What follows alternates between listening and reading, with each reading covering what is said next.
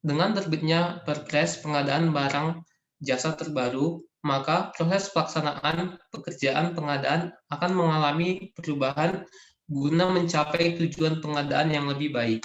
Salah satunya adalah metode pelaksanaan pengadaan barang dan jasa melalui swakelola yang sebelumnya terdiri dari 3 tipe menjadi 4 tipe swakelola dalam kelas. Berikut tahapan kegiatan swakelola. Yang pertama itu ada perencanaan yang terbagi menjadi penetapan tipe, penyusunan spek atau KAK, dan penyusunan RAB. Yang kedua yaitu persiapan yang terdiri dari penetapan sasaran, penyelenggaraan swakelola, rencana kegiatan, jadwal pelaksanaan, dan RAB. Kemudian dilanjutkan dengan pelaksanaannya yang terdiri dari pelaksanaan rencana kerja, pengadaan bahan, peralatan, jasa lainnya, tenaga ahli, dan lain-lain, dan kemudian pembayaran. Selanjutnya yaitu pengawasan dan pelaporan yang terdiri dari pengawasan dan pengendalian, pelaporan kemajuan, pelaporan realisasi pekerjaan, dan yang terakhir yaitu pertanggungjawaban, yaitu penyerahan hasil pekerjaan. Pelaksanaan swakelola berdasarkan tipe swakelola. Yang tipe pertama yaitu direncanakan, dilaksanakan, dan diawasi oleh Kementerian Lembaga Perangkat Daerah Penanggung Jawab Anggaran. Kemudian ada tipe 2 yaitu direncanakan dan diawasi oleh Kementerian Lembaga Penanggung Jawab Anggaran dan dilaksanakan oleh KLPD Pelaksana Swakelola. Untuk tipe yang ketiga yaitu direncanakan dan diawasi oleh KLPD Penanggung Jawab Anggaran dan dilaksanakan oleh organisasi kemasyarakatan. Tipe yang keempat direncanakan sendiri oleh KLPD Penanggung Jawab dan atau berdasarkan usulan kelompok masyarakat dan dilaksanakan serta diawasi oleh kelompok masyarakat. Kemudian, apakah pengadaan ATK bisa diswakelolakan? ATK sendiri adalah termasuk bahan material, maka core bisnis pemerintahan bukan menyediakan ATK atau memproduksi ATK, karena tidak ada tugas, pokok, dan fungsi yang diarahkan untuk memproduksi ATK. Dengan demikian, pengadaan ATK substansinya adalah memilih penyedia, tapi bisa saja ATK dibutuhkan dalam rangka pelaksanaan swakelola dalam sebuah kegiatan. Misalnya, terdapat pengadaan kegiatan BIMTEK atau bimbingan teknis yang di dalamnya ada rincian kebutuhan yaitu berupa ATK. Maka yang swakelola adalah kegiatan BIMTEK-nya, tapi ATK-nya tetap memilih penyedia. Jadi pengadaan ATK tidak bisa diswakelolakan, yang bisa diswakelola adalah kegiatan yang memerlukan ATK tersebut.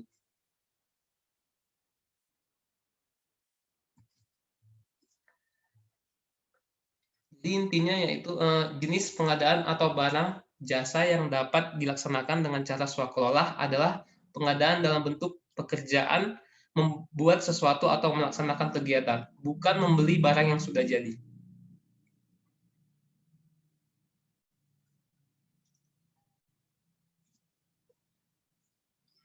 Contohnya, suatu kegiatan dalam dokumen pelaksanaan anggaran atau DPA dengan judul kegiatan Program Pelayanan Administrasi Perkantoran dan Operasional dalam Peningkatan Sarana dan Prasarana Kantor, total anggarannya yaitu sebesar Rp1.1.500.000. Rincian biaya dan uraian kegiatannya meliputi sebagai berikut. Yang pertama, honor tim sebesar Rp185 juta, belanja makanan dan minuman untuk konsumsi rapat Rp19 juta. Yang ketiga, biaya perjalanan dinas dalam negeri Rp235 juta. Yang keempat, biaya operasional kendaraan dinas Rp300 juta. Yang kelima, belanja ATK Rp30 juta. Kemudian belanja perangkat komputer Rp32.500.000. Dan yang terakhir, pembelian lemari arsip sebesar Rp200 juta.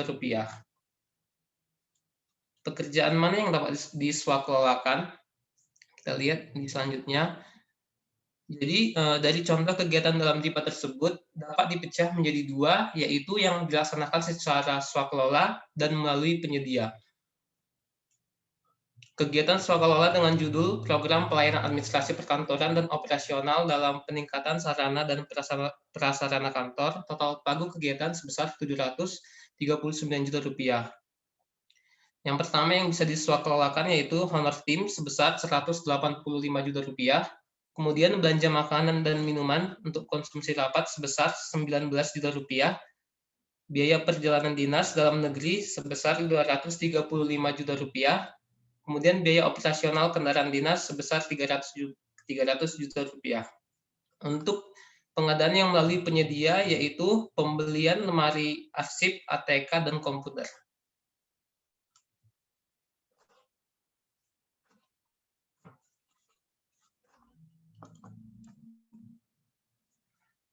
Apakah pelaksana swakelola dikenakan pajak pertambahan nilai atau PPN? Pertanyaan ini muncul umumnya pada swakelola yang dilaksanakan oleh instansi pemerintah lain atau swakelola oleh kelompok masyarakat. Dengan demikian, pertanyaannya adalah apakah instansi pemerintah dan kelompok masyarakat dikenakan pajak?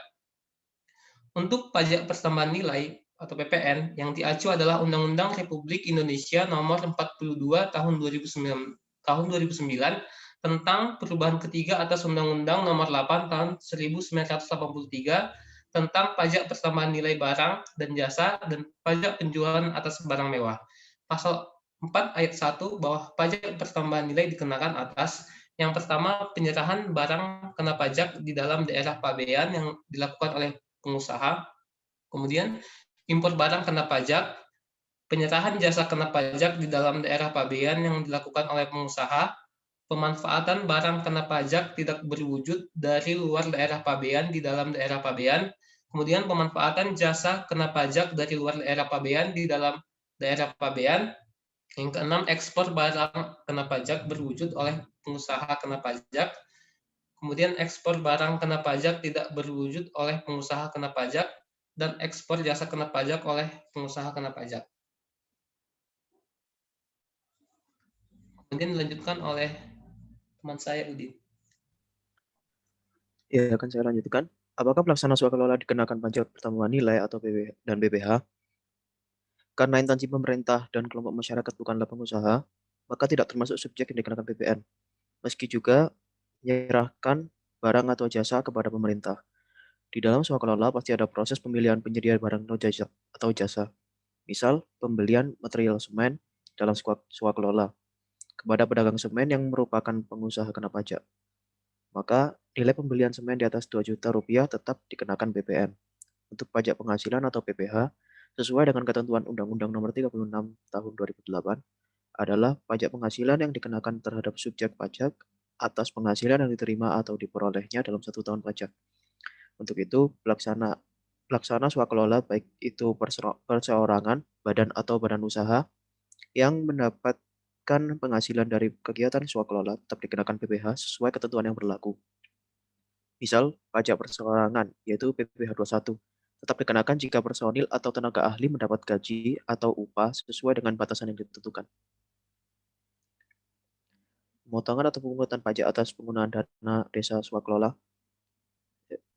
Pengadaan barang atau jasa di desa adalah kegiatan untuk memperoleh barang atau jasa oleh pemerintah desa, baik dilakukan melalui swakelola dan atau penyedia barang atau jasa, yang kegiatan dan anggarannya bersumber dari APB desa. Penyusunan pengadaan di desa berpedoman pada Peraturan Lembaga Nomor 12 Tahun 2019 dengan memperhatikan kondisi sosial budaya masyarakat setempat. Pengadaan barang atau jasa di desa mengutamakan peran serta masyarakat melalui swakelola dengan memaksimalkan pemanfaatan sumber daya yang ada di desa secara gotong royong dengan melibatkan partisipasi masyarakat dengan tujuan memperluas kesempatan kerja dan pemberdayaan masyarakat setempat. Jika pengadaan barang atau jasa di desa tidak dapat dilakukan secara swakelola, maka pengadaan dapat dilakukan melalui penyedia bagi sebagian maupun seluruhnya. Swakelola dilaksanakan berdasarkan dokumen persiapan pengadaan barang atau jasa di desa yang disusun oleh kepala atau kepala urusan swakelola. Dilaksanakan oleh tim pelaksana kegiatan atau tim pelaksana kegiatan dengan melibatkan masyarakat. Pelaksanaan swakelola dilakukan dengan panduan antara lain TPK melakukan pembahasan kegiatan yang menghasilkan catatan hasil pembahasan. Apabila diperlukan, TPK menentukan narasumber atau tenaga kerja dengan ketentuan sebagai berikut.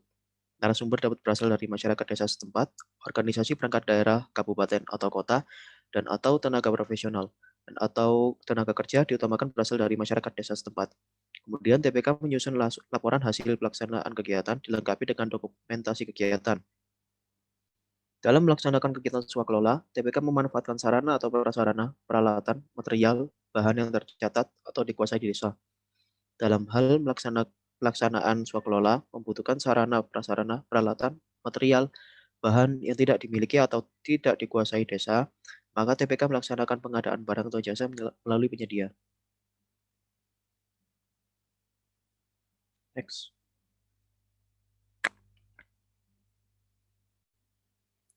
Kemudian masuk perpajakan atas jasa konstruksi. Dan menurut KPPI, definisi konstruksi adalah susunan atau model tata letak suatu bangunan. Contohnya jembatan, rumah, dan sebagainya. Dalam UU nomor 2 tahun 2017 tentang jasa konstruksi, yaitu sektor jasa konstruksi merupakan kegiatan masyarakat mewujudkan bangunan atau konsideran. Kemudian jasa konstruksi adalah layanan jasa konsultansi konstruksi dan atau pekerjaan konstruksi, dijelaskan pada pasal 1 ayat 1. Kemudian pekerjaan konstruksi adalah keseluruhan atau sebagian kegiatan yang meliputi pembangunan, pengoperasian, pemeliharaan, pembongkaran, dan pembangunan kembali suatu bangunan. Dijelaskan pada pasal 1 ayat angka 2. Kemudian pada Perpres nomor 16 tahun 2018 tentang pengadaan barang atau jasa pemerintah, jelaskan bahwa pekerjaan konstruksi adalah keseluruhan atau sebagian kegiatan yang meliputi pembangunan, pengoperasian, pemeliharaan, pembongkaran, dan pembangunan kembali suatu bangunan. Dan dijelaskan pada pasal 1 ayat 3. Kemudian pada PP nomor 51 tahun 2008 yang diganti PP nomor 40 tahun 2009 tentang pajak penghasilan dan pajak penghasilan atas penghasilan dari usaha jasa konstruksi. Pekerjaan konstruksi adalah keseluruhan atau sebagian rangkaian kegiatan perencanaan dan atau pelaksanaan beserta pengawasan yang mencakup pekerjaan arsitektural, sipil, mekanikal, elektrikal, dan tata lingkungan masing-masing serta kelengkapannya untuk mewujudkan suatu bangunan atau bentuk fisik lain. Berdasarkan pada pasal 1 ayat 3. Next.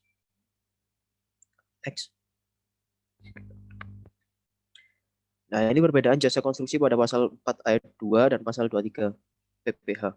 Pada pasal 4 ayat 2 UU PPH dijelaskan pada huruf D dan E, penghasilan di bawah ini dapat dikenai pajak bersifat final, yaitu pada huruf D, penghasilan dari transaksi pengalihan harta berupa tanah dan atau bangunan, usaha jasa konstruksi, usaha real estate, dan persewaan tanah dan atau bangunan. Dan pada huruf E, penghasilan tertentu lainnya yang diatur dengan atau berdasarkan peraturan pemerintah. Next. Kemudian pada pasal 23 ayat 1 PPH yang dijelaskan pada huruf C, atas penghasilan tersebut di bawah ini dengan nama dan dalam bentuk apapun yang dibayarkan, disediakan untuk dibayarkan atau telah jatuh tempo pembayarannya oleh badan pemerintah, subjek pajak dalam negeri, penyelenggaraan kegiatan, bentuk usaha tetap atau perwakilan perusahaan luar negeri lainnya kepada wajib pajak dalam negeri, dan atau bentuk usaha tetap dipotong pajak oleh pihak yang wajib membayarkan, yaitu sebesar 2% dari jumlah bruto atas sewa dan penghasilan lain sehubungan dengan penggunaan harta, kecuali sewa dan penghasilan lain sehubungan dengan penggunaan harta yang telah dikenai pajak penghasilan sebagaimana yang dimaksud pada dalam pasal 4 ayat 2. Dan yang kedua, imbalan sehubungan dengan jasa teknik, jasa manajemen, jasa konstruksi, jasa konsultan, dan jasa lain selain jasa yang telah dipotong pajak penghasilan sebagaimana dimaksud dalam pasal 21. Next. Ya, jadi perbedaannya itu. Jasa konstruksi dikenakan PPH pasal 4 ayat 2 dan PPH pasal 23.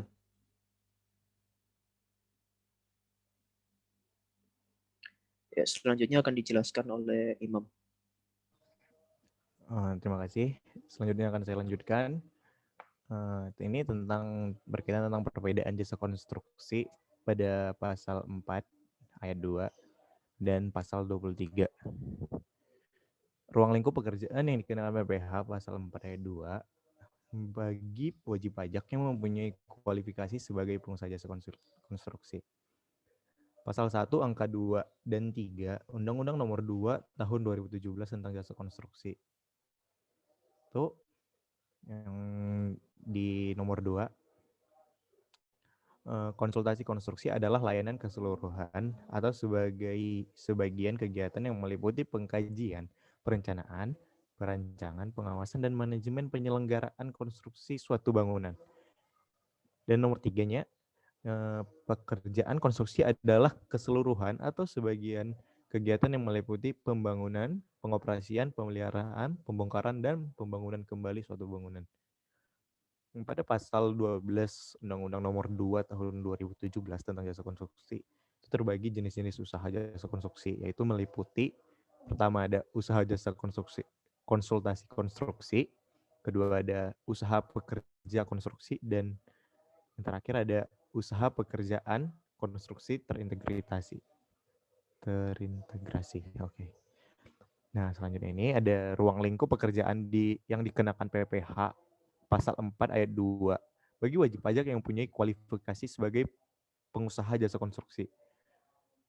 Itu terletak pada pasal 19 dan pasal 20 di Undang-Undang Nomor 2 Tahun 2017 tentang jasa konstruksi. Yang itu pasal 19 yang berbunyi usaha jasa konstruksi berbentuk usaha orang perseorangan atau badan usaha baik berbadan hukum maupun tidak berbadan hukum. Dan pada pasal 20 ayat 1,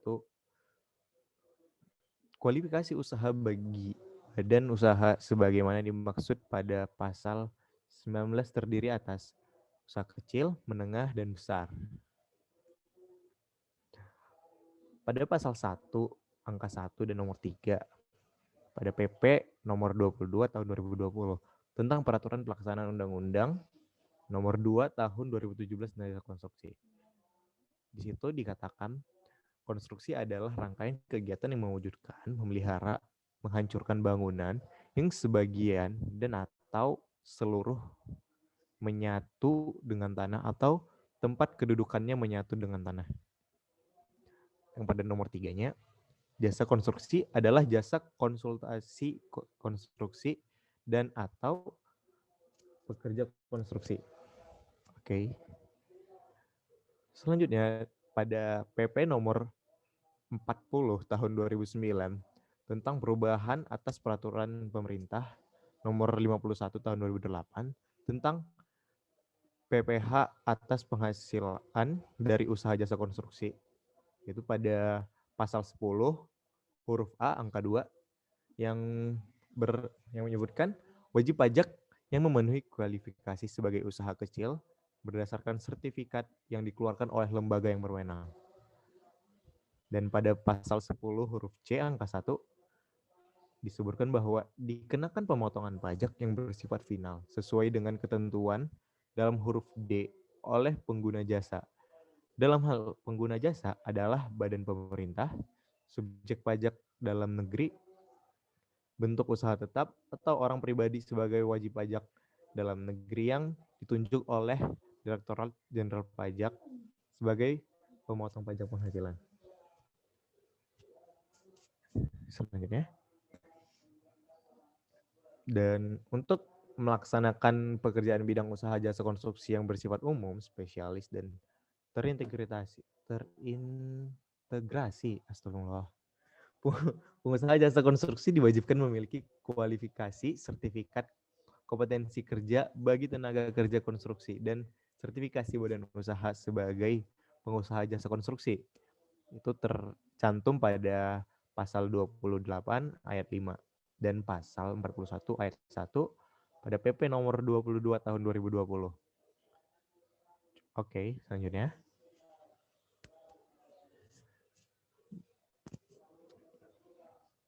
Dan di sini ada ruang lingkup pekerjaan yang dikenakan PPh pasal 23 bagi wajib pajak yang tidak mempunyai kualifikasi sebagai pengusaha jasa konstruksi. Nah, bagi wajib pajak yang tidak mempunyai kualifikasi tersebut, itu dibatasi pada jenis jasanya yang tercantum pada pasal 1 ayat 6 Peraturan Menteri Keuangan nomor 141 PMK 03 2015 dan akan dikenakan pasal 23 apabila pelaksanaan pekerjaan tersebut pekerjaan berbentuk badan atau pasal 21 apabila pekerjaan berbentuk perorangan. Pada pasal 1 ayat 6, Peraturan Menteri Keuangan nomor 141 PMK 03 2015, jenis jasa yang dikenakan PPh 23 itu ada jasa instalasi atau pemasangan mesin, peralatan listrik, telepon, air, gas, dan lain-lain, selain yang dilakukan oleh wajib pajak yang ruang lingkupnya di bidang konstruksi dan mempunyai izin dan atau sertifikat sebagai pengusaha konstruksi.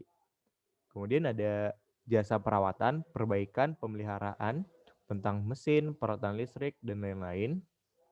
Selain yang dilakukan oleh wajib pajak yang ruang lingkupnya di bidang konstruksi dan mempunyai izin juga, sama seperti tadi. Oke, selanjutnya. Pemberi jasa konstruksi dapat dilakukan oleh orang pribadi atau badan yang memiliki kualifikasi sebagai usaha di bidang konstruksi. Dengan adanya kualifikasi tersebut, pemberian jasa konstruksi dinyatakan ahli dan profesional di bidang perencanaan atau pelaksanaan atau pengawasan jasa konstruksi. Keahlian tersebut harus dibuktikan dengan adanya sertifikat kompetensi kerja bagi tenaga kerja konstruksi atau sertifikat badan usaha bagi perusahaan jasa konstruksi yang diterbitkan oleh lembaga pengembang jasa konstruksi.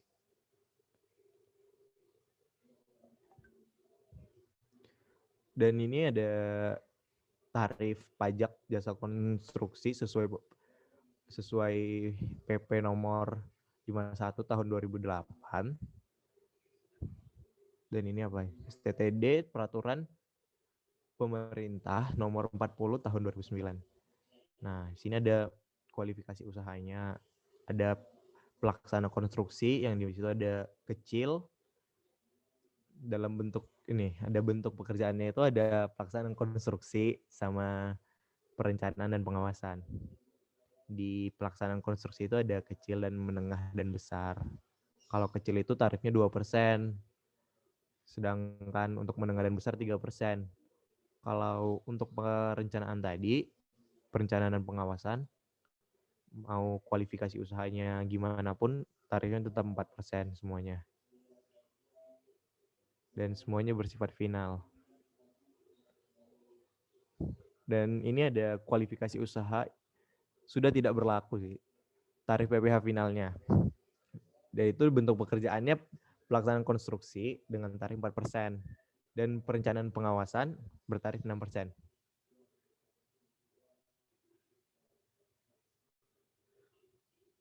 Nah, di sini tentang masa berlaku sertifikat.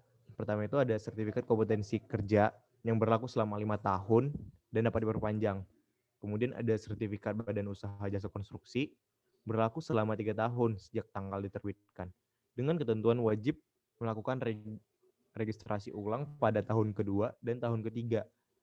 Jika tidak melakukan registrasi ulang, maka SBU yang bersangkutan dianggap tidak berlaku untuk tahun yang bersangkutan dan tahun berikutnya. Oke. Nah, jadi ini ada kesimpulannya ya teman-teman. Dan ya kesimpulannya sama sih sama yang tadi. Udah itu aja. Terima kasih. Jadi begitulah hasil pemaparannya. Untuk saat ini kami akan buka sesi tanya jawab bagi 2 penanya dulu untuk sesi pertama ini. Apakah ada teman-teman yang ingin bertanya? Kalau ada langsung aja.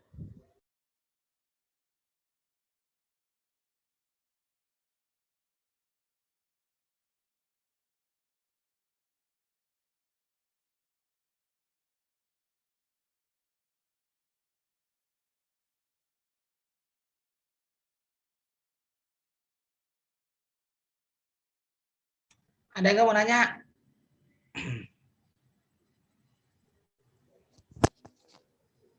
Saya izin bertanya, untuk yang slide 69 itu kan ada kualifikasi usaha sudah tidak berlaku, itu contohnya seperti apa ya? Kan ada yang memiliki kualifikasi usaha dan ada yang sudah tidak berlaku. kualifikasi usaha sudah tidak berlaku. Ya, langsung jawab aja, Imam. Gampang itu pertanyaannya Irfan. Langsung jawab, Mam. Langsung jawab, Pak. Langsung lah. Oh, ntar dulu, Pak. Didiskusiin dulu, Pak. Nggak usah, nggak ada. Itu mau nyari kemana pun nggak ada. Di Google pun nggak Namanya ada. juga udah nggak berlaku, jadi udah nggak ada. Gimana coba contohnya? Maksudnya nggak berlaku di situ adalah tadi kan ada usaha kecil, besar, sedang. Nah, untuk pelaksanaan konstruksi yang perencanaan pengawasan itu nggak ada kayak gitu-gituan, langsung aja. Ya nggak sih? Iya, jadi dia nggak ada tadi klasifikasinya, nggak ada kecil, besar, menengah, itu nggak ada. Nah, jadi kalau udah pelaksanaan Disamain konstruksi semua. sama semua, termasuk kalau untuk perencanaan dan pengawasannya gitu loh. Itu maksudnya tuh bukannya koalisi wiswasa yang sudah tidak berlaku tuh maksudnya bukan usahanya yang tidak berlaku, tapi dalam hal ini ya dalam pelaksanaan konstruksi dan perencanaan serta pengawasan maka sudah tidak mengenal mau usaha pengusaha kecil, besar, menengah tuh nggak ada. Semua sama, 4% dan 6% gitu loh. Kalau contoh untuk penerapannya itu ke apa, Pak? Apa? Mam. Contoh penerapan yang sudah tidak, yang ada kualifikasi dan yang tidak ada itu, Pak. Nah, coba Mam Bala. Nah, itu baru dijawab gitu loh. Kalau yang ini maksudnya tuh gitu. Ya, jangan cuma kenapa tidak berlaku. Yang tidak berlaku mah bukan ceritanya usahanya nggak berlaku, tapi ada pekerjaan-pekerjaan yang menggunakan kualifikasi, ada yang tidak. Coba baca peraturannya itu, ya. Coba baca. Ya gitu loh, Van. Jadi kalau nanya itu bukan yang berlaku. Mungkin juga pada bingung ya, mungkin apaan usaha yang sudah tidak berlaku. Ini kualifikasi ada kalau memang enggak berlaku berarti ada kata-kata di sini. Kualifikasi usaha yang sudah tidak berlaku. Kualifikasi sudah tidak berlaku artinya adalah nggak pakai kualifikasi, langsung pakai PPh finalnya diajar di situ gitu loh. Ya. Jawab, itu baru pertanyaan. Jawab.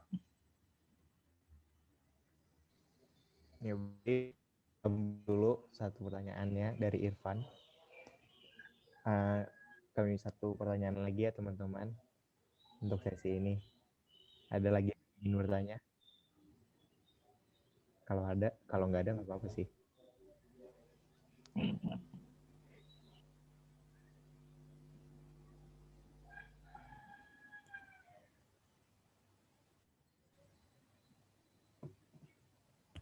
Izin bertanya dong. Itu terkait tipe-tipe swakelola.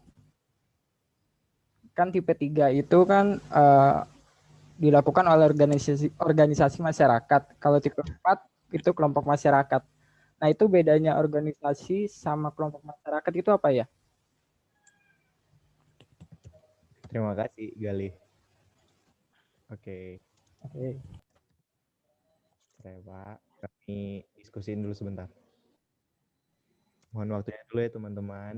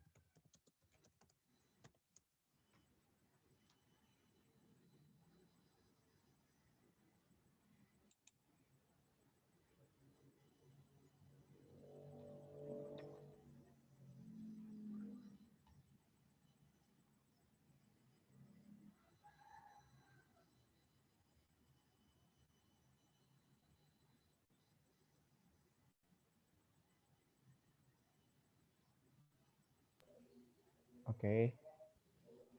Untuk sekarang kami akan menjawab nomor dari Galih dulu ya, yang nomor 2 tadi. Pertanyaannya itu, apa sih perbedaan organisasi masyarakat sama kelompok masyarakat? Nah, jadi kita ngambil dari definisi organisasi dan kelompok itu apa ya? Dari untuk organisasinya itu kan dari yang saya cari, dari sumber yang saya cari itu organisasi itu didirikan dan dibentuk oleh masyarakat secara sukarela berdasar kesamaan aspirasi atau kehendak, kebutuhan penting atau kegiatan lainnya. Itu contohnya itu kayak apa ya kalau di masyarakat ini? Ini pemuda Pancasila gitu-gitu. Itu kayak organisasi masyarakat. Sedangkan kalau untuk kelompok masyarakat itu ada sekelompok orang yang memiliki kayak kejenisan yang sama, kayak kelompok tani. Nah, dari situ ada perbedaannya yang agak bisa dilihat lah kalau kelompok itu kayak emang dari ininya apa namanya? Per job. Ayo gimana, Mam? Perbedaannya apa jadinya? Tadi itu, Pak, astagfirullah. Astagfirullah pula. Apa perbedaan jadinya? Secara definisi itu udah berbeda, Pak. Apa? Secara definisi udah berbeda. Dan Ya, definisi kalau kelompok masyarakat. Kalau kelompok masyarakat itu kayak kelompok orang yang memiliki kesamaan sama dari jenis suatu hal. Misalnya itu pekerjaannya kayak tadi kelompok tani. Ya. Atau hubungan sosialnya gitu kan. Ada misalnya kelompok Ikatan Islam di situ. Sedangkan organisasi itu dia tuh didiriin. Nah, sama sekelompok masyarakat ini secara sukarela atas memiliki dasar lah. Emang kelompok masyarakat nggak punya dasar? Punya, Pak, tapi dia nggak struktural organisasi. Sama, organisasi ini sama. Cuman kalau kelompok masyarakat itu biasanya terdiri dari orang-orang yang sama profesinya. Kelompok tani, kelompok dokter, kelompok apalagi biasanya pengusaha itu mereka yang punya kesamaan profesi gabung jadi satu, dia membentuk organisasi. Nah, kalau ormas di sini belum tentu, dia ada organisasi yang digabung terus orang pada menjadi relawan untuk bagian dari organisasi masyarakatnya. Ya, ketika misalnya ormas pemuda Pancasila, dia nggak tahu di situ, tapi mereka tidak sama profesi, tapi mereka punya kesamaan visi aja gitu loh. Kalau kelompok masyarakat mereka udah sama, kelompok tani, kelompok dokter, kelompok pengusaha, mereka memang punya pekerjaan profesi yang sama. Tapi kalau kelompok ormas, enggak, dia profesinya bisa beda-beda, namun dia memiliki visi yang sama, akhirnya dibentuklah sebuah organisasi gitu. Ya, jadi memang lebih kuat kelompok masyarakat atau organisasi masyarakat atau kelompok masyarakat. Kalau menurut saya sih, Pak, itu organisasi masyarakat, Pak. Hah? Lebih kuat kan, Pak? Pak?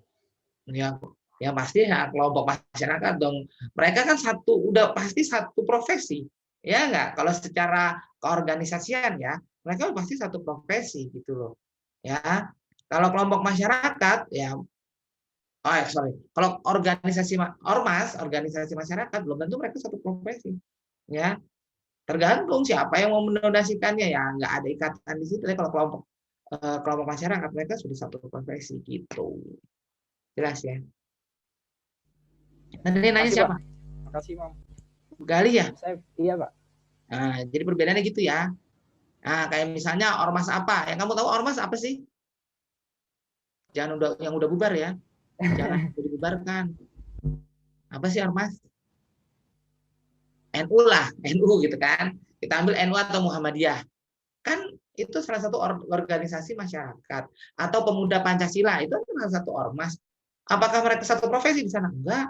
Di dalam kepengurusan NU ada yang ustadz, ada yang PNS, ada yang swasta dan sebagainya. Terus ada kalau begitu juga kalau Muhammadiyah ya. Tapi mereka punya satu visi yang sama. Organisasi pemuda Pancasila kan emang di sana apa? Ya bisa apa aja kan? Ada pedagang, ada mahasiswa. Tapi kalau kelompok masyarakat, ya misalnya ikatan dokter, ya udah dokter semua di dalamnya. Ya kan? Ikatan pengusaha ya pengusaha semua di dalamnya gitu. Jelas ya. Oke, lanjut. Ya, Pak. Makasih, Pak. Pertanyaan Ivan, kapan suatu pekerjaan tidak ada tidak mengikuti kualifikasi, tapi langsung kepada penalti jam 4% untuk jasa konstruksi dan 6% untuk perjalanan pengawasan. Ayo jawab Imam dan teman-teman. Bastian sama satu lagi siapa tadi? Imam, Bastian sama Walidin.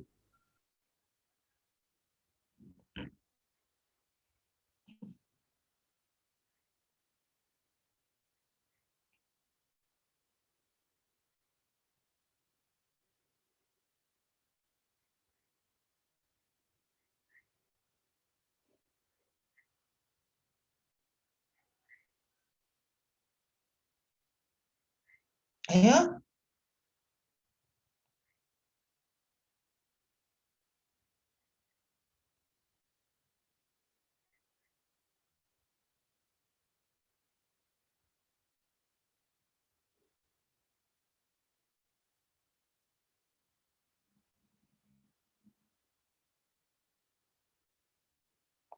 Mana nih? Sebentar ya, Pak. Hmm.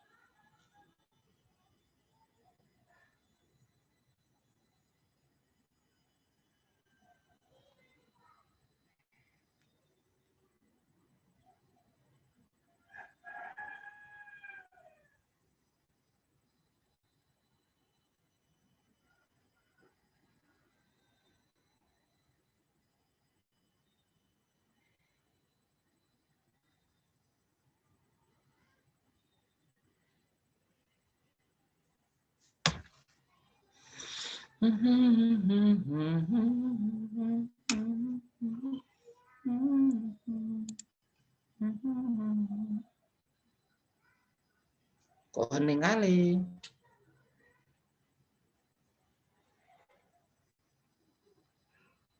Tunggu sebentar ya, Pak. Iya.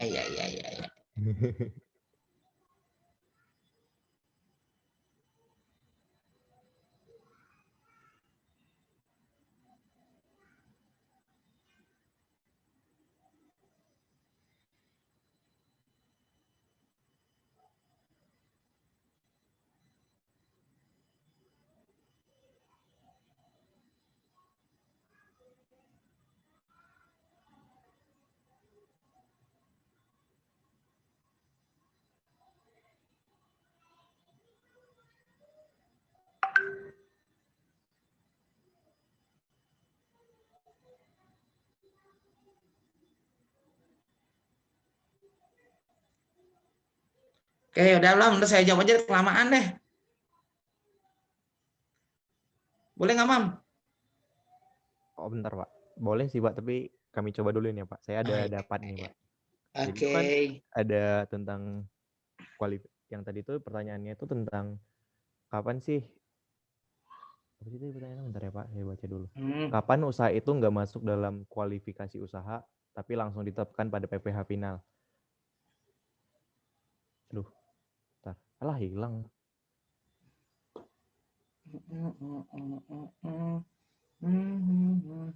Nah, jadi itu langsung dikenakan PPh final kalau yang saya temukan ini.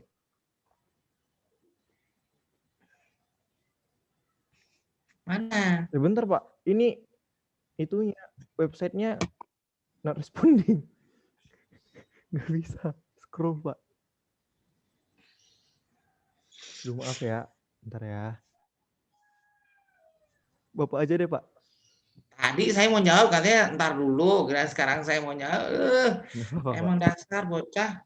Oke, saya mau jawab gini ya. Jadi setiap pengusaha yang dapat kualifikasi tersebut kan memang dapat sertifikatnya gitu, istilahnya dapat sertifikasinya, dan mereka kan harus perpanjang, ya nggak sih? Nah ketika mereka nggak perpanjang dan masa sertifikasi sudah habis, mereka nggak perpanjang, jadi kan nggak dievaluasi lagi. Jadi kalau ketika misalnya 5 tahun dievaluasi, masih sesuai nggak untuk jadi pengusaha besar, menengah atau kecil? Kalau nggak sesuai, berarti bisa dinaikkan, diturunkan. Atau kalau masih, oh ternyata masih sama kok kriterianya, berarti dia tinggal perpanjang aja.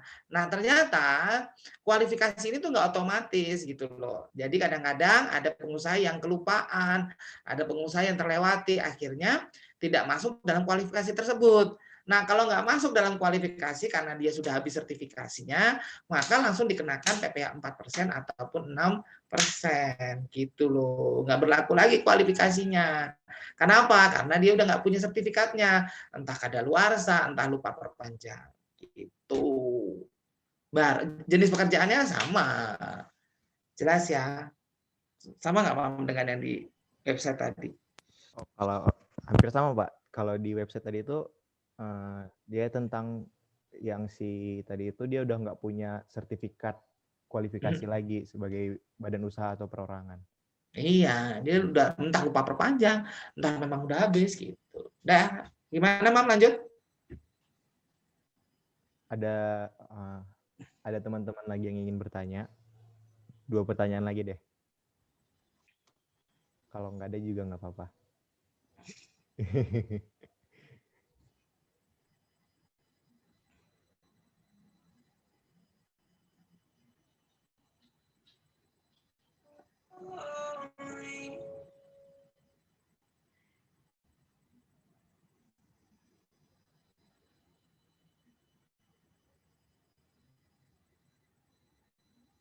Udah?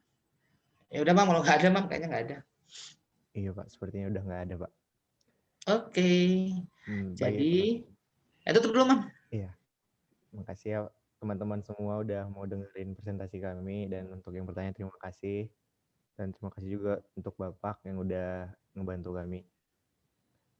Demikian presentasi kami pada hari ini. Assalamualaikum warahmatullahi wabarakatuh. Terima kasih. Waalaikumsalam warahmatullahi wabarakatuh. Waalaikumsalam. Oke. Terima kasih kelompoknya Imam Bastian dan Wahyudin. Ini adalah perkuliahan terakhir kita, ya. Jadi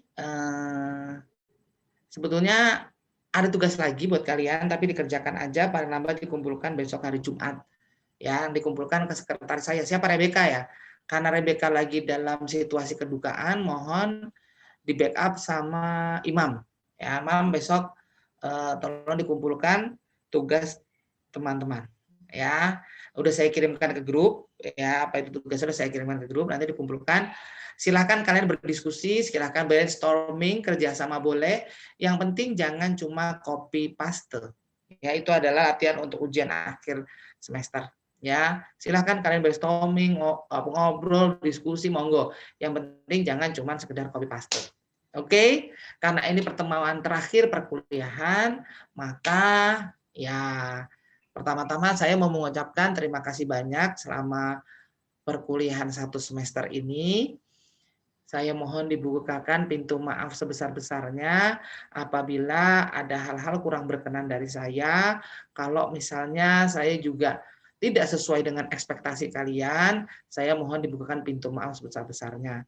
Ya, apalagi terkait misalnya saya kurang jelas dalam menjelaskan, kalian kurang paham, itu semata-mata karena kita sama-sama dalam proses belajar.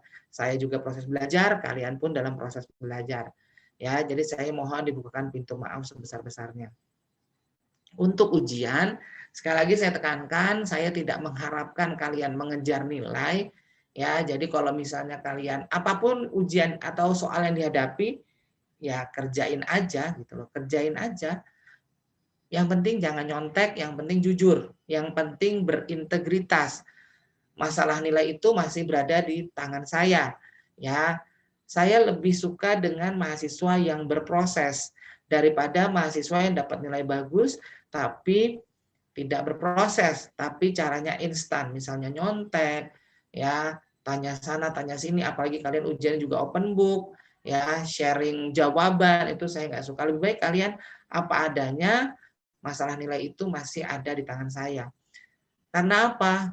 Saya nggak cuma mandang untuk kalian dapat nilai aja, tapi lebih kepada bagaimana nanti ketika kalian menghadapi ujian kehidupan. Kenapa? Karena ujian kehidupan itu jauh lebih berat. Kalau kalian ujian kayak gini aja nggak bisa menghadapi, bagaimana ceritanya kalian di ujian kehidupan nanti? Kalau sekarang ujiannya enak, kalian bareng-bareng, waktunya sama, soalnya juga sama. Di ujian kehidupan kan nggak bisa janjian bareng-bareng. Persoalannya pasti berbeda yang kalian hadapi. Waktunya beda-beda. Kalian menghadapinya sendirian. Kalau ujian yang mudah ini aja kalian nggak sanggup menghadapi atau menghadapi dengan cara yang tidak benar, apalagi nanti ketika kalian harus menghadapi ujian kehidupan. Ya, jadi tetap jaga integritasnya, tetap jujur dalam mengerjakan. Untuk masalah nilai ya udah serahkan aja sama saya gitu kan. Dan saya tidak mau menghasilkan mahasiswa yang mencari nilai, nguber-nguber nilai, tapi saya ingin menghasilkan mahasiswa atau lulusan yang bernilai. Bernilai itu berarti apa? Tidak hanya pintar, tapi juga memiliki attitude yang baik. Tidak hanya pintar, tapi juga bisa bermanfaat untuk sesama manusia. Karena sehebat apapun kalian, sepintar apapun kalian, sekaya apapun kalian, nggak ada artinya ketika kalian tidak bisa menjadi berkat untuk orang yang ada di sekitar kalian. Ya, bagi saya suatu kesuksesan itu adalah ketika terjadi keseimbangan antara garis vertikal dan garis horizontal. Ya, berarti bagaimana kalian menyelaraskan hubungan kalian dengan Tuhan kalian, bagaimana dan juga menyelaraskan hubungan kalian dengan orang-orang yang ada di sekitar kalian. Ya, dan makna terdalam dari kesuksesan adalah ketika kita bisa berbuat untuk orang lain. Ya, paling tidak kita berbuat untuk orang-orang yang ada di sekitar kita, bukan untuk kita sendiri. Ya. Jadi ya Tuhan itu sangat suka dengan orang-orang yang berhasil, tapi Tuhan jauh lebih suka dengan orang-orang yang berbuah. Berbuah itu kalau kita lihat sebuah pohon, filosofi pohon mangga itu berbuah, yang menikmati mangganya siapa? Orang, codot, ya nggak sih? Kelelawar, burung, semuanya bisa menikmati buahnya. Tapi pohonnya sendiri menikmati buahnya? Enggak. Pohonnya tidak menikmati buahnya. Tapi orang lain bisa menikmati hasil kerja kalian. Bukan berarti saya minta kalian untuk membagikan hasil kerja kalian kepada orang lain. Ya kalian berhak menikmati hasil kerja kalian. Tapi jangan lupa dengan orang lain. Dan kalian harus terus berproses layaknya kalian hidup. Kalian kan nggak tiba-tiba di sini kan, ya nggak sih? Dari mulai kalian dilahirkan, belajar jalan, nggak tiba-tiba langsung bisa jalan. Belajar jalan dulu, jatuh dulu, ya nggak sih? Belajar ngomong, belajar berdiri, semuanya belajar dulu. SD, belajar bermain, belajar menggambar, belajar berhitung. Itu TK, SD, lagi belajar apa, belajar ini. Terus kalian berproses. Ya, jadi sebenarnya hidup itu ya melalui proses.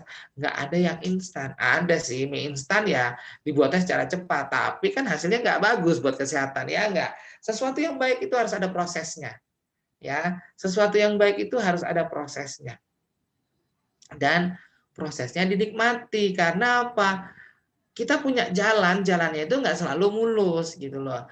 Ada yang berlubang, ada yang berkerikil, bahkan ada yang jalannya putus. Misalnya kayak kena gempa jalannya putus, ya mau nggak mau harus dilewati kan. Gimana caranya kita harus nyampe tujuannya gitu loh. Itu ada pilihan di situ. Tuhan kasih kita sebagai manusia pilihan.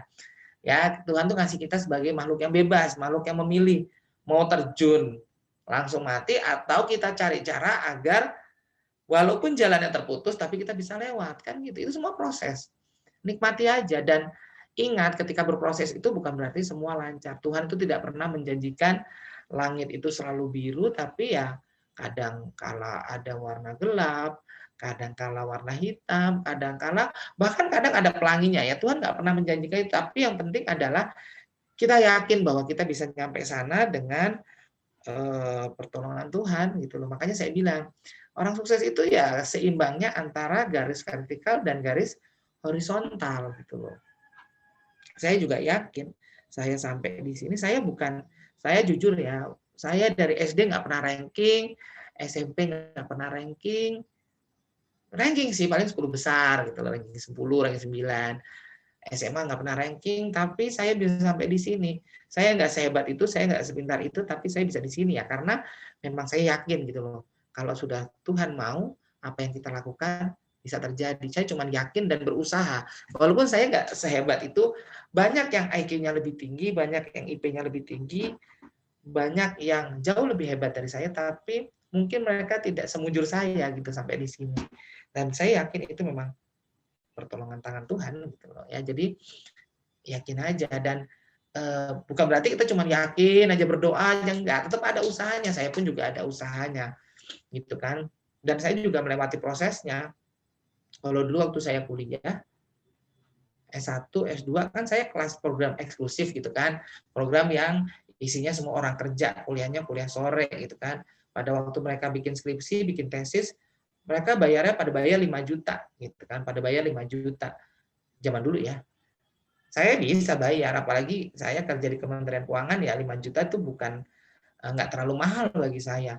Tapi saya cuma mikir gitu, bukan saya sok-sokan, tapi emang zaman dulu kan 5 juta kita gajinya udah lumayan gede kalau Kementerian Keuangan. Cuma saya mikir, emang itu yang mau sama saya? Kalau saya maunya kayak gitu, ngapain saya kuliah di tempat bagus?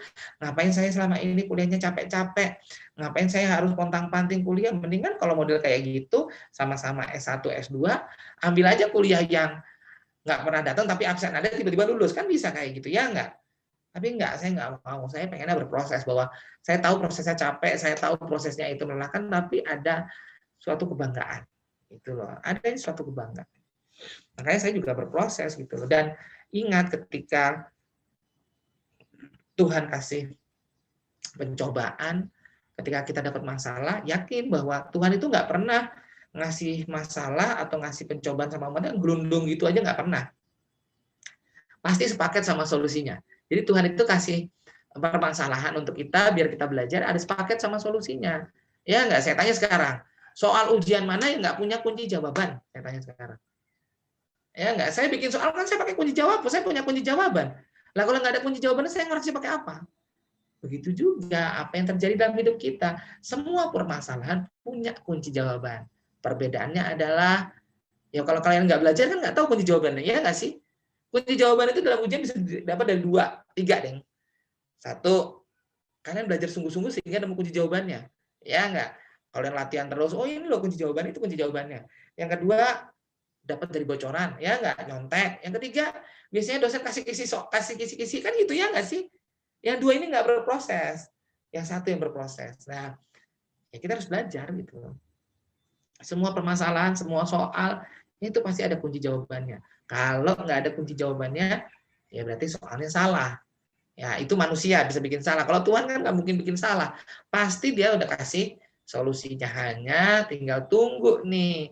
Mau nggak kita bersabar, mau nggak kita berproses, mau nggak kita kalau ada masalah kita kembali ke Tuhan. Karena ada orang-orang yang ada masalah malah menjauh dari Tuhan. Gitu loh. Apalagi di masa pandemi gini, itu Tuhan menguji kesetiaan kita gitu loh. Ya, di masa pandemi seperti ini, Tuhan itu menguji kesetiaan kita. Ketika susah seperti ini, kita kembali ke Dia atau kita malah menjauh ke Dia. kita sesuai dengan apa yang diperintahkannya, atau kita malah keluar dari apa yang diperintahkannya. Gitu. Ini mah semua proses ujian.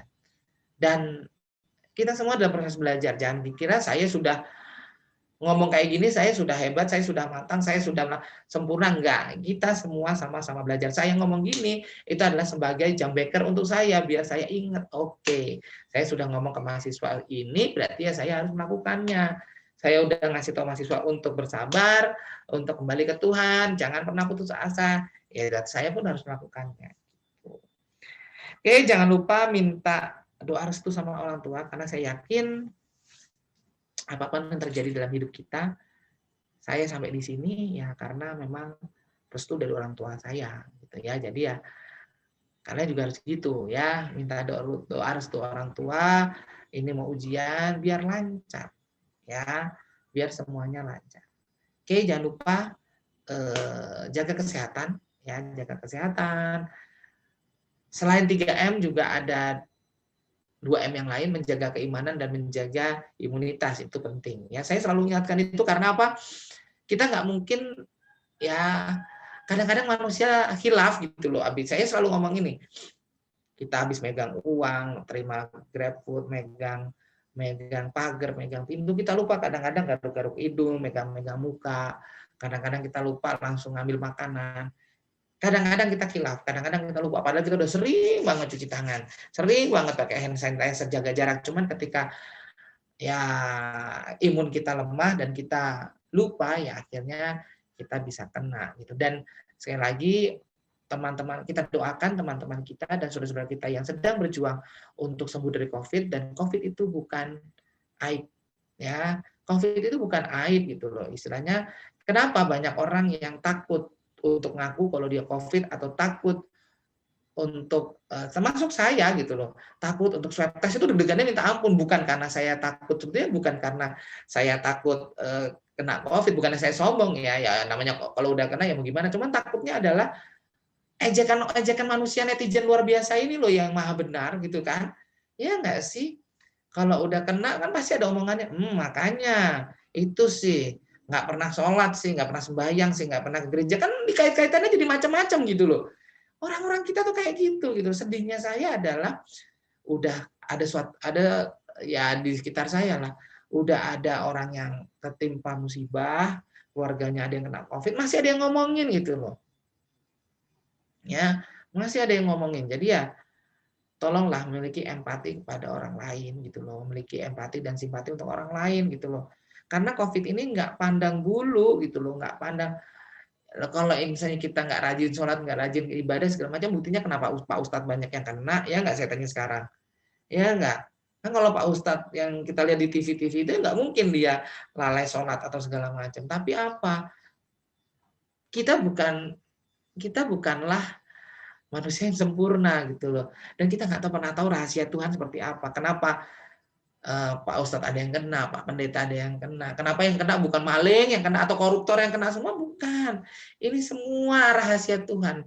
Ini itu Tuhan pengen kasih ujian ke kita bahwa kalian jadi orang jangan sok tahu deh, kan gitu ya enggak? Selama ini kan kita sok tahu banget gitu loh, seolah-olah kayak kita itu adalah sekretarisnya Tuhan yang tahu segalanya. Pasti kena ajab nih ya enggak? Pasti kena ini gara-gara ini, kan kita itu seolah-olah kayak sekretarisnya Tuhan yang tahu segalanya gitu loh. Ya enggak, saya tanya sekarang. Enggak, makanya Tuhan, ini pembelajaran banyak dari pandemi ini adalah salah satunya kita jangan sok tahu gitu loh. Jangan ngejudge orang lain bahwa orang itu kan emang dasar. Setiap manusia itu punya misterinya sendiri dengan Tuhan. Ketika kita menjudge orang lain bahwa dia kan orangnya kan nggak benar, kerjaannya pulang malam. Ya enggak. Oh dia wanita nggak benar ini segala macam. Kita nggak tahu, jangan-jangan ya ketika dia melakukan perbuatan yang nggak benar seperti itu, ada 2 rakaat sholat tahajud di malam hari, kita nggak tahu, ya nggak sih? Kan kita nggak tahu, itu rahasia Tuhan. Ya nggak? Ketika kita ngata-ngatain orang bahwa emang dasar orangnya tukang gosip, makanya kena penyakit. Memang dia tukang gosip, tapi kita nggak tahu, jangan-jangan dia setiap hari Jumat ngasih sedekah untuk orang lain, kita nggak ada yang pernah tahu. Itu rahasia Tuhan. Makanya jangan pernah ngejudge orang lain. Karena apa? Belum tentu kita itu lebih baik dari mereka yang kita gunjingkan. Belum tentu kita lebih baik dari orang-orang yang kita gosipin. Ya nggak sih? Makanya ya sudah, ketika ada orang yang kena COVID, ya beri dukungan. Ya, beri dukungan. Kalau bisa kasih makanan, kirim makanan. Kalau bisa ya bantu ya. Kalau nggak usah dipeluk, nggak usah dipeluk, kan kita jaga jarak sekarang ya nggak sih, nggak usah dipeluk, tapi yang paling tidak dukungan material maupun moral. Paling tidak kalau emang kalian nggak bisa bantu, jangan nyinyir, intinya itu aja. Kalau nggak bisa bantu, jangan nyinyir. Oke, ya. Saya mau sekali lagi saya ucapkan selamat ujian. Mohon maaf kalau saya ada salah. Dan terima kasih banyak untuk kelas ini ya, atas kontribusinya selama 1 semester ini. Oke, kita saling menguatkan, kita saling mendoakan, semoga kita semua dalam lindungan Tuhan Yang Maha Kuasa. Oke, sampai ketemu di lain waktu. Kalau nanti suatu saat kita offline, tolong ketika ketemu saya di kampus ya, tolong saya disapa, karena ya susah menghafal mahasiswa berdasarkan virtual kelas kayak begini gitu loh. Yang pertama, yang kedua, saya tetap terbuka untuk kalian. Kalau kalian ada masalah, kalian ada permasalahan yang perlu dibicarakan, kalian lagi ada kekurangan apapun, silahkan hubungi saya. Walaupun kita udah nggak kuliah lagi, kita udah nggak ketemu setiap minggu, bukan berarti hubungan kita putus. Ya, bukan berarti kita udah nggak ada hubungan. Silahkan kalau kalian butuh bantuan saya, apapun itu silahkan bicarakan ke saya. Oke? Sampai ketemu lagi ya. Sukses selalu untuk kalian, sehat selalu. Ada yang mau disampaikan atau enggak? Ada, Pak. Apa? Oleh Bayuan, Pak. Ketua kelas. Ya Pak. Tapi sebelumnya, ini kenapa Kenapa gelap? Iya Pak, ini lampunya udah paling terang Pak di sini Pak. Emang Bekasi aneh Pak. Oh, Bekasi kamu. Iya Pak. Ya udah Bayuan, ayo cepetan. Jadi sebelumnya saya mewakili teman-teman kelas 305 mau minta maaf atas semua kesalahan yang sudah kita anak-anak kelas 305 sudah perbuat. Tadi Bapak bilang kalau Bapak minta maaf kalau misalkan Bapak nggak sesuai ekspektasi kita. Tapi kalau menurut saya kebalik sih Pak. Kayaknya kita yang nggak sesuai sama ekspektasinya Bapak gitu. Karena ya kalau saya sih, karena saya juga nggak sempurna, maka saya nggak bisa menuntut kalian untuk sempurna. Zolim dong saya ngajarnya aja masih banyak hal yang perlu diperbaiki. Maksud saya mau menuntut kalian untuk sempurna. Makanya saya pun saya nggak mau memberatkan kalian gitu loh. Saya bisa sebetulnya maksa harus nyalain video semua, cuman saya nggak mau karena ya kita punya keterbatasan masing-masing gitu loh. Entah itu kuotanya juga berat, entah itu juga mungkin kalian ada kebutuhan yang lain, it's okay. Ya Pak Iwan, terus? Ya Pak, terus ya tadi minta maaf karena ya masih banyak kesalahan dan kekurangan dari kami. Terus kami juga mau berterima kasih sebesar-besarnya buat Pak Satria karena mau meluangkan waktu, tenaga, sama pikirannya buat ngajar kita. Ya walaupun dari kelas 305 masih ada yang suka ya males-malesan kalau ngerjain tugas juga. Kadang-kadang benar, kadang-kadang enggak. Kami minta maaf dan mengucapkan terima kasih yang sebesar-besarnya. Dan ada apresiasi dari kami Pak. Irfan tolong ditampilkan. Bisa nggak Pak? Oke, ini dia Pak. Apaan ini? Hah? Udah macam direktur aja kalian bikin sertifikat.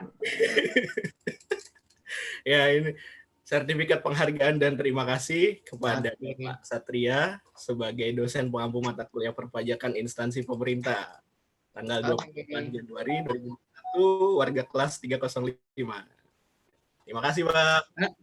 Makasih banyak juga ya. Terima kasih banyak untuk kalian, terutama untuk sekretaris saya Rebecca. Salamkan saya untuk Rebecca. Ya, saya juga udah ngechat Rebecca tadi, tapi mungkin belum dibalas karena mungkin masih ada kegiatan. PJ saya siapa di sini? Saya Pak. Irfan. Irfan, makasih banyak udah 1 semester ini, dan mohon maaf kalau saya suka galak sama kamu ya. Oke, mohon maaf, saya bukan dibukakan pintu maaf sebesar-besarnya. Oke, ada lagi yang mau disampaikan? Mbak Yuan, terima kasih banyak. Yang lain terima kasih banyak. Ada lagi? Ada lagi enggak? Mungkin udah kali Pak, langsung foto bersama Pak. Oke, nanti ini sertifikatnya kirim ke WA saya ya. Ya, Pak. Sertifikatnya kirim ke WA saya ya. Oke, berarti sebelum kita foto saya tutup dulu ya. Oke, terima kasih banyak teman-teman. Sampai ketemu lagi di lain waktu dalam kondisi yang jauh lebih baik. Wabillahi taufik wa hidayah. Wassalamualaikum warahmatullahi wabarakatuh. Shalom, Om Santi, Santi Santi Om, Namo Buddhaya, salam kebajikan, Rahayu. Oke, silakan. Nanti tolong ya, bilangin sama Rebecca, kalau Rebecca sudah mulai aktif lagi, suruh hubungin saya, karena kan dia sekretaris saya yang nyatat segala macam. Oke? Udah belum nih fotonya?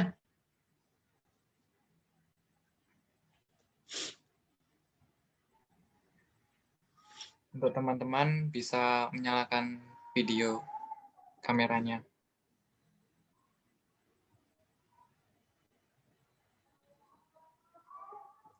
Akan difoto oleh Tia.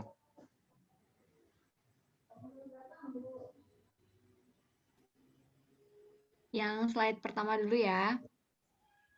1, 2.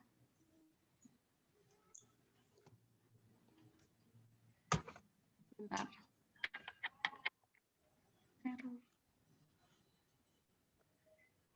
Bentar ya. Yang slide kedua. 1, 2, 3. Oke. Sudah. Sudah ya? Ya. Oke, terima kasih banyak. Sampai ketemu lagi ya. Nih, Terima kasih banyak, Pak. kata saya buat kalian. Oke. Gini ya atau gini? Mas, Pak. Foto pakai ini dong, Pak, gaya ini. Apa? Foto pakai gaya ini. Gaya yang mana? Gaya love-nya. Gini. Gini. Oke, boleh, Pak. Udah belum dari foto belum sih? Aku yang ngambil deh, Pak. Aku yang ngambil. Oke. Tahan ya. 1, 2, 3. Tahan. Slide kedua. 1, 2, 3. Oke, thank you Clarissa. Nanti semua dikirim ke saya ya. Yang tadi sertifikatnya sama foto-foto yang tadi foto pakai gaya sama nggak pakai gaya tolong kirim semua ya. Kasih ke Irfan aja, nanti Irfan biar ngirim ke saya. Ya, Pak. Oke. Thank you semuanya ya. Sehat-sehat selalu. Dadah. Ya, dadah, Pak. Makasih, Sehat-sehat, Pak. Pak. Makasih, Pak. Pak. Makasih, Pak. Makasih, Pak. Terima kasih, Pak. Yo.